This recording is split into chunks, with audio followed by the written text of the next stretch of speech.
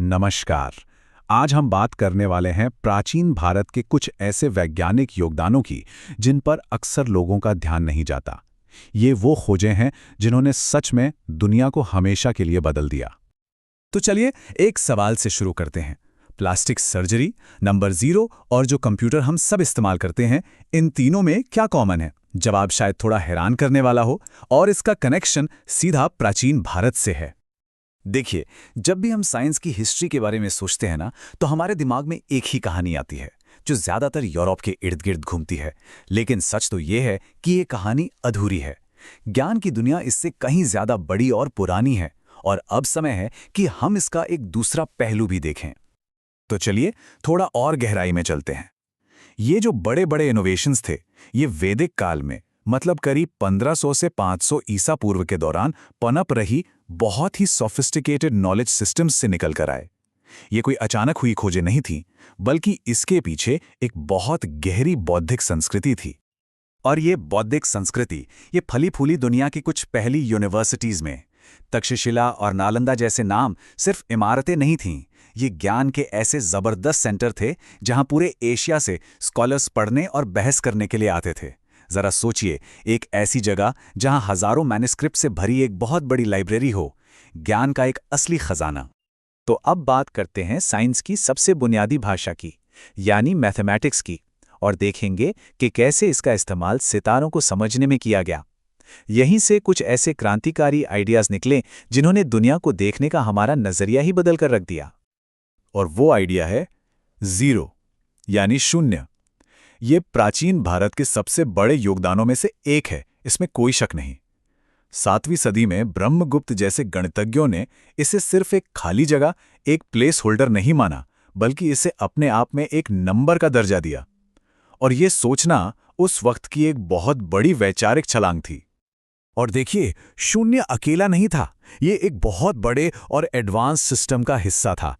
Decimal system, यानी दशमलव प्रणाली, एल्जेब्रा और ट्रिग्नोमेट्री में साइन और कोसाइन का कॉन्सेप्ट, इन सब ने मिलकर आज की मॉडर्न मैथ्स और कंप्यूटिंग की नींव रखी।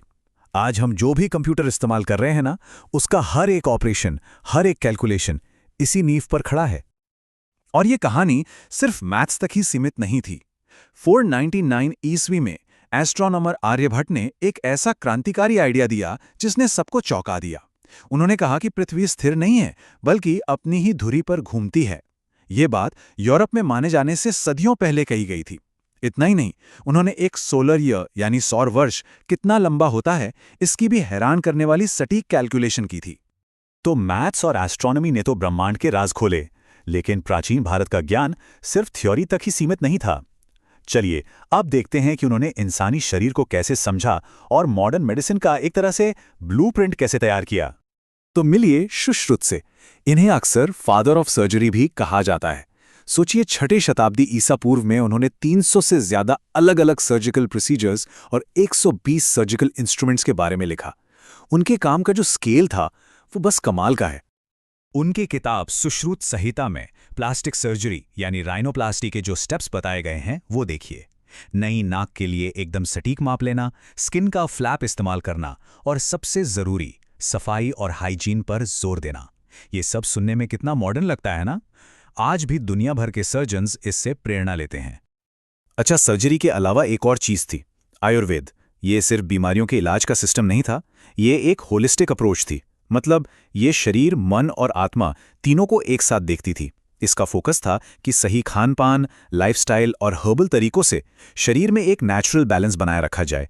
और आज भी इसके कई सिद्धांत दुनिया भर में हेल्थ और वेलनेस के लिए अपनाए जा रहे हैं। तो सर्जरी और आयुर्वेद से ये तो साफ है कि इंसानी शरीर की कितनी गहरी समझ थी। लेकिन ये ज्ञान सिर्फ मेडिसिन तक ही सीमित नहीं था। चलिए अब उन बड़ी बड़ी फिजिकल अचीवमेंट्स पर नजर डालते हैं जो इंजीनियरिंग और केमिस्ट्री की एक एडवांस समझ को दिखाती हैं।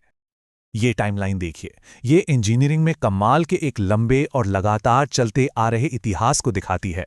सिंधु घाटी के उन शहरों से जिनकी प्लानिंग कमाल की थी, लेकर सांची स्तूप जैसे विशाल आर्किटेक्चर तक। और फिर आता है दिल्ली का आयरन पिलर।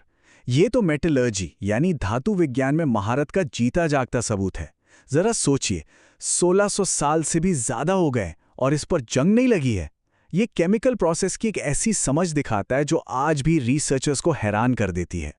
तो सवाल ये उठता है कि ये सब आज हमारे लिए क्यों जरूरी है। चलिए अब इन पुरानी अचीवमेंट्स को आज की हमारी जिंदगी से सीधे जोड़कर देखते हैं। और ये कनेक्शन बहुत ही सीधा और गहरा है। जीरो का कॉन्सेप्ट और डेसिमल सिस्टम, प्राचीन भारत के ये दो इनोवेशन आज के हर कंप्यूटर, हर स्मार्टफोन और हर डिजिटल डिवाइस की बुनियाद है, जैसे हम हर रोज इस्तेमाल करते हैं।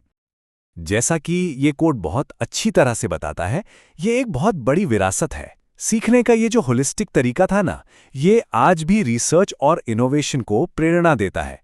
इससे ये साबित होता है कि ये ज्ञान आज भी उतना ही रेलेवेंट है जितना पहले कभी था।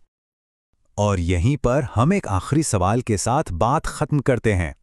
अगर इन कुछ आइडियाज़ ने हमारी दुनिया को इतना बदल दिया है, तो सोचिए ऐसा और कितना प्राचीन ज्ञान होगा जिसे हमें अभी फिर से खोजना बाकी है। एक दिलचस्प सवाल है ना? हमारे साथ जुड़ने के लिए बहुत बहुत धन्यवाद।